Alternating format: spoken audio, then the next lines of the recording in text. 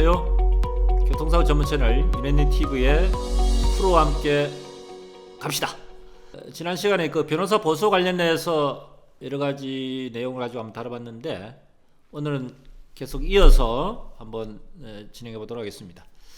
자, 김프로님, 보통 이제 교통사고를 입게 되면 피해자분들이 가장 먼저 찾게 되는 전문가들이 이제 손해사정사무실 쪽으로 많이 찾게 되는데, 손해사정사무소와 교통사고 전문 변호사의 차이점, 손사보다는 변호사무실이 더 유리한 점, 좀 나은 점이 어떤 게 있을까요? 네, 손해사정사 그러면은 네. 피해자 쪽에서 의뢰 사건을 맡은 독립손해사정사가 있고요. 네네. 그다음에 보험회사에서 보상가 직원들도 손해사정 자격증이 있고, 네. 그다음에 보험회사에서 고용한 이탁한 손해사정 업체, 네. 우리 장기보험, 안보험 그쪽에 아웃소싱하는 업체들도 손해사정 자격증 있는 분들이 계세요. 신체 손해사정사라고 그러죠? 네네. 예. 네네. 그래서 이제 두 가지를 분류할 수 있는데, 일단 보험회사 쪽은 제외하고 네. 피해자 쪽을 이제 수임을 맡아서 업무 처리하는 독립손해사정사. 네. 이분들이 이제 우선순위로 이제 일반인들이 생각할 때는 손해사정인이라 그래요. 과거에는. 지금은 손해사정사로 바뀌었는데, 네. 명칭이. 그분들한테 맡기는 경우가 많은데, 그분들은 이제 업무 범위가 이게 한계가 있어요. 어떤 업무 범위가 한계냐면은, 환자 병원에서 이제 같이 동행해서 검사하는 부분을 좀 도와준다든가, 보조적으로. 네. 그 다음에 그 이후에는 이제 보고서를 작성해가지고, 네. 리포트. 네. 예, 보험사에서 자기가 손해를 평가해가지고 이제 제출한다든가. 네네. 그 정도 범위가 이게 제한이 있기 때문에 단순한 사건들, 사망사건 정도, 사망건 정도라면은 손해사정 정도 힘을 빌려서 좀 업무처럼 할 수가 있는데, 네. 고액사건, 중상이라든가 겨우가 평생 필요하다든가, 이런 고액사건들은 손해사정인이 업무처럼 하기는 상당히 어렵습니다, 현실적으로. 그래서 처음에는 손해사정인들이 이제 업무처를 하다가 이제 수입이 파기되는 경우가 종종 있어요. 그래서 결국은 어떤 손해사정자들은 자기네들이 이제 임명을 통해 가지고 법률사무소와 이제 이렇게 뭐라 해야 되나, 업무를 같이 이렇게 연결해 가지고 사건을 좀 넘겨주는 경우도 있어요. 예, 약간 그런 부분도 이제 편법이죠. 예, 편법이고 불법입니다. 어쨌든 간에 피해 당사자 본인이라든가 그 가족들 그분들이 이제 어떤 법률사무소 찾아가서 아니면 요즘 세상이 인터넷 세상이다 보니까 유튜브 세상이고 그런 정보를 이용해 가지고 정당하게 법률사무소에 맡기는 건 좋은데 손해사정이 소개를 이래 가지고 이렇게 연결돼 가지고 어떤 법률사무소에 이게 잘한다더라 이렇게 사탕을 올린 말로 유혹하면서 사건을 넘기는 것은 잠졌다, 일단 말씀드리고요. 두 번째는 이제 법률사무소도 일반 법률사무소가 있습니다. 가사, 이혼, 행사, 행정, 교통보험, 산재, 오류사고 모든 걸 다 종합적으로 해요. 근데 그 부분은 이제 각 법무법인이든 로펌이든 개인 법률사무소든 각 변호사든 각 사무장이든 그 실무자들이 전문 직원이 있다 그러면은 괜찮습니다. 상당히 전문가라고 자청하니까 자기 분야에. 우리가 대학병원에 가면은 무릎에 대한 하지 쪽을 제가 예를 든다면은 고관절 전문 의사 있고 설관절 수술 의사 있고 족관절 있어요. 그래서 각 영역이 있거든요. 그래서 교통사고 법률사무소 서울 쪽에는 교통사고 전문적으로 하는 변호사 이런 부분들을 이제 많이 이제 인터넷이나 이렇게 SNS에 찾아볼 수가 있는데, 문제는 일반 법률사무소에서 사건을 수임하는 것은 좀 불안하죠. 왜냐하면 그 전문성이 좀 부족하니까, 경험이나 지식이나 노하우 등이 상당히 부족하기 때문에 그 전문의 용어는 그 분야에 대해서 글자 그대로 전문가를 뜻입니다. 네. 예, 누구보다도 한참 더 많이 연구하고 배우고 경험의 노하우도 있고, 그래서 그걸 찾는 거고, 그래서 전문가가 그만큼 결론적으로 실력이 있다 이렇게 보시면 될 것 같습니다. 일반 손해사정사분들은 소송 대리권이 법적으로 없지 않습니까? 그죠? 그러다 보니까 소송 전에 모든 사건을 마무리를 해야 되는 어느 정도의 업무의 한계성이 있단 말이죠. 그거를 저희들이 실무를 하다 보면은 보험사에서 그런 점들을 본의 아니게 좀 악용하는 경우들이 많은 것 같아요.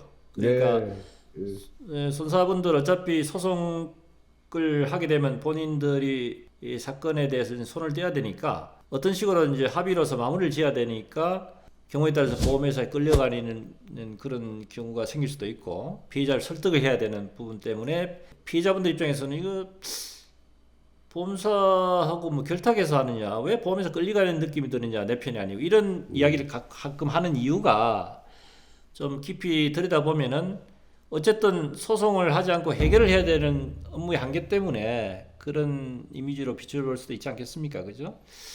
그래서 변호사 사무실의 손사보다 조금 어떻게 보면 이점이 있다고 한다면은 변호사 사무실은 어차피 소송으로 진행을 하는 것이 원리 기본적인 업무의 형태고 물론 이제 소송 전에 합의를 할 수도 있고 또 소송 이후에 소위 합의도 할 수 있지만은 어떻게 보면 보험사 입장에서는 소송 한 건을 수임을 하게 됨으로 인해서 인사고과나 이런 진급의 좀 페널티를 어느 정도는 지금 먹게 되지 않습니까? 그로 인해 가지고 어떻게 보면은 손사보다는 변호사 사무실에 사건을 의뢰하는 것에 대해서 상당히 좀 불편할 수도 있고 또 거꾸로 이야기하면은 어떤 식으로든 해결을 하기 위해서 이제 많이 양보를 해서 합의를 원만하게 이끌을 수 있기 때문에 손사보다는 변호사 사무실이 조금 유리하지 않느냐. 실무적으로 이제 그렇게 좀 느끼는 것 같아요. 제가 일을 해보니까 말이죠. 예, 이게 손해사정사는 업무 범위가 되게 제한이 많아요. 그래서 일단은 제일 많이 물어보는 게 일반인들은 손해사정이 한번 법에서 합의 절충이 가능한 줄 알아요. 근데 합의 절충이 법으로 안 되거든요. 그러니까 변호사법 위반이고 네네. 중재하에 뭐 어떤 거 소송 될 일도 없을 뿐더러 글자들 제가 다시 한번 말씀드리면 손해사정인은 병원에서 도와주는 거, 그 다음에 장애 발급, 그 다음에 보고서 써서 그 정도 법에서 끝납니다. 그렇기 때문에 이 마무리를 못해요. 이게 마무리를 못하니까 손해사정이 그러면 자기들도 묵고 살아야 되잖아요. 밥은 묵고 살아야 되는데 마무리는 못하고 의뢰인은 불만이 많고 결국은 이 사건을 이제 그 다음 단계가 법적인 소송밖에 없는데 법률사무소인데 이 뺏길 수밖에 없거든요. 그래서 어떤데 그 홈페이지 뭐 이렇게 요즘 그 법률사무소 가면은 손해사정사 자격증 있는 사람이 법률사무소와 공조를 해가지고 뭐 같이 이게 해공하는 데가 종종 있더라고요. 그런 부분도 있고 이 손해사정사는 이제 피해자들이 이제 그런 이끌리는 이유가 뭐냐면은 합의 절충이라든가 이게 변호사들처럼 이게 소송을 해서 그 마무리를 못하기 때문에 일단은 법에서는 개인 그 합의를 위해서 피해자 환자의 개인 정보를 일단 다 동의해야 돼요. 그 말 뜻은 뭐냐면 영상 CD 제일 중요한 거, 그 다음에 각종 업무 기록, 수술 기록지 이런 부분들을 저야만이 자기네들 법에서 어느 장문 해신이 나거든요. 근데 어느 장문 해신이 나와서 그 결과를 토대로 해가지고 보험회사에서 이제 뭐 각종 손해를 계산을 할 수 있는 거니까. 근데 그렇게 되어버리면은 그 이후에는 이제 이게 합의가 어느 정도 타당하게 이게 좀 이루어지면 좋은데 결국은 피해자 쪽에서 이제 합의를 이 금액을 못하겠다 그러면은 그 공개는 다 까불려져 있는 거예요. 보험회사가 벌써 칼줄을 쥐고 있죠. 그렇다면 이제 나중에 소송을 가더라도 좋은 결과가 좀 나올 수가 없습니다. 왜냐면 보험회사 어떤 경우가 있었냐면은 제가 두부 예상을 해가지고 이게 뭐 예를 들어서 자기가 52% 나왔다. 근데 이 개업건인데 귀한 개업은 한국 개업 뭐 몇 시간이서 나와야 되는데 어느 장문을 받으면은 개업은 뭐 아예 쳐다보지도 않고 50% 두부 예상 나와야 될 장애가 32% 이렇게 뭐 차익률이 삭감되어 있거나 뭐 이 상에서 이제 금액을 산정하다 보니까 나중에는 얼마 안 되고 불만이죠. 그래서 고액 중상이라든가 좀 고액 사건들, 영장이 나오는 사건들은 이 손해사정인들은 사실 그 감당하기는 어렵습니다.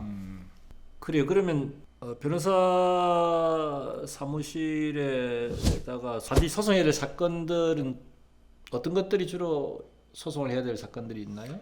변호사 사무실은 첫째가 개업권은 일단은 저는 뭐 무조건이라는 것은 말씀을 드리기가 좀 그런데 반드시라는 표현을 가깝게 좀 하고 싶습니다. 왜 그러냐면은 중상의 식물인가, 펜마비, 완전마비, 부전마비, 불완전한 마비, 뭐 하반신 마비 이런 개업권 대상들 환자들이 많거든요. 그런 분들은 특별한 사정이 없는 한은 소송하는 게 유리합니다. 그 다음에 둘째는 그런 분을 한다더라도 평균이 치료가 보통 2년에서 뭐 길게는 5년까지 가신 분도 봤어요. 그러면은 제가 제 나이에 신문의가 됐다 가정을 했을 때 여명까지 겨우 8시간을 해가지고 뭐 소득 계산해가지고 등록해서 10억이 나온다 가정했을 때 제가 5년이 됐다.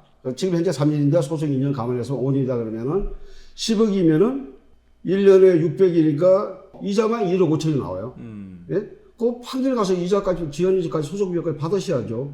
근데 손해사증사는 그런 뭐 소송 되는 것도 없기 때문에 이자는 이 보험에서 안 주거든요. 손해사증이 많이 해결을 할 능력이 있다 치더라도 그 사람들은 이제 그것도 뭐 정당하게 그 보험금을 산출하는 게 아니라 일단 신문인과도 보험회사 입장은 무작위 1인 개호 기준을 두고 그 이하로 판단하기 때문에 개호는 1인을 인정해도 여명을 22에서 25%. 뭐 예를 들어서 손해평가할 때 보험회사는 도매값을 후려치는 그런 계산 방법이 좀 맞습니다. 이런 경우들도 소송을 해야 될 건 중에 하나로 봐지는데 사고일로부터 해서 물론 이제 단순 이제 장애가 예상되지 않는 사건들은 해당이 안 되겠지만은 장애가 남아서 평생 노동력 상실을 하는 경우 이런 경우에는 사고일로부터 해서 오랜 기간 지나고 나면은 이제 이런 어플에 지연이자가 발생하기 때문에 저희들이 진행한 사건들을 보면은 오히려 한 20년 전에 사고 난 것이 20년 뒤에 이제 소송을 진행해서 판결을 난 경우에 원금보다도 이자가 더 많은 경우들도 있단 말이죠. 네. 이런 경우는 꼭 이자 때문에 소송하는 건 아니지만은 아무튼 소송하지 않고는 그 지연해자에 대한 배상을 받을 수 있는 길이 없죠. 그래서 어쩔 수 없이 이제 소송을 통해서 해야 되는 사례. 그 다음에 이제 식물인간의 추가 생존한 경우에 추가 소송을 해야 되는 사례들도 이제 해당이 되겠죠. 그래요. 오늘도 지금 이제 다뤄야 될 주제가 변호사 보호세 관련 내용이 많은데 오늘도 지금 다른 내용을 가지고 진행하기엔 시간이 좀 많이 소요될 것 같아서 오늘도 이 정도에서 일단 1차 마무리하고 다음 시간에 이어서 다시 변호사 보호세 관련된 내용으로 진행해 보도록 하겠습니다. 자, 지금까지 교통사 전문 채널 윤현TV의 프로와 함께를 시청했습니다. 시청해 주셔서 감사드리고 다음에 다시 뵙도록 하겠습니다. 안녕히 계십시오.